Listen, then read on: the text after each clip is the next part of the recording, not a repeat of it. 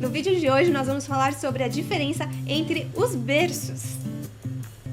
Bom, você já deve ter visto por aí e olhado em revendas, em outras estamparias e deve ter reparado que nem todas as estamparias trabalham com o mesmo tipo de revestimento de berço ou mesmo o mesmo tipo de material de berço.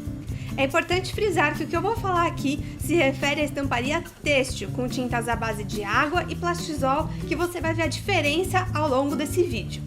É claro que berços também podem ser utilizados com tintas à base de solvente, mas nesse caso a indicação é única, são berços de estrutura rígida, berços durinhos. Mas agora vamos entender aí para você que está começando na serigrafia, quais as diferenças entre os revestimentos dos berços para estampar camisetas. O primeiro tipo de berço que nós temos comumente no mercado são os berços em madeira, revestidos aqui por uma finíssima espuma e cobertos ainda com uma película chamada curvin. Esse tipo de berço é o mais utilizado para quem está começando na serigrafia com tintas à base de água.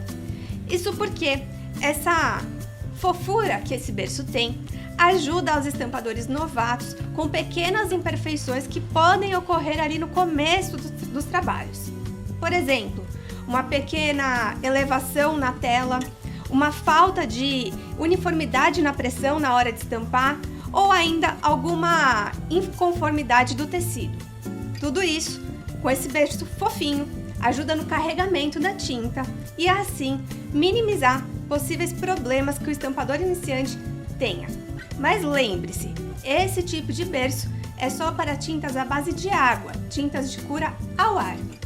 Se você tem planos de trabalhar com tintas plastisol, daí eu indico que você já comece com os berços durinhos, os berços em MDF. O berço em MDF é o mais utilizado para quem estampa plastisol. Também pode ser utilizado por quem estampa à base d'água, mas no plastisol ele tem principal relevância por dois motivos. O primeiro deles, ele não deteriora, ele não queima como o curvin do berço encapado com o aquecimento do flash cure. E a segunda coisa é que ele, pelo próprio fato de ser durinho, ele não carrega tanto a tinta. Então, para quem estampa plastisol, principalmente efeitos de cromia, simulado, indexado, você tem um menor carregamento de tinta e assim pontos mais detalhados na estampa final. É claro que assim como o berço de curvin, o berço de MDF também tem suas limitações.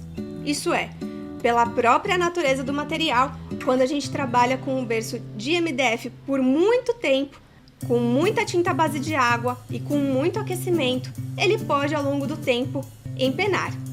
Para você que deseja ter uma estamparia grande, com uma grande produção, existe a possibilidade ainda dos berços em alumínio. O berço de alumínio, que é essa estrutura aqui, ele tem todas as vantagens de uma estrutura de alumínio, ou seja, uma durabilidade indefinida e também ele não irá empenar. Só é necessário tentar uma coisa: o berço de alumínio é muito mais pesado do que um berço de MDF ou um berço de curvin. Por isso, se você pensa em trocar os seus berços de MDF por berços de alumínio, é importante que você verifique se a estrutura do seu berço comporta o peso desse equipamento aqui. E os berços não diferem-se apenas pelo revestimento ou pelo material dos quais eles são compostos. Eles também se diferenciam pelo tamanho deles. Os modelos que eu mostrei anteriormente são tamanho padrão de camiseta adulto, 40 por 55. Mas você também pode optar por utilizar berços de tamanhos variados. Aqui eu tenho um exemplo de um berço de manga, 15 por 40, e aqui um outro exemplo de um berço que foi cortado num tamanho personalizado para estampar uma eco bag. Vocês podem ver que eles estão até bem sujos. É isso, essas são as principais diferenças dos berços serigráficos.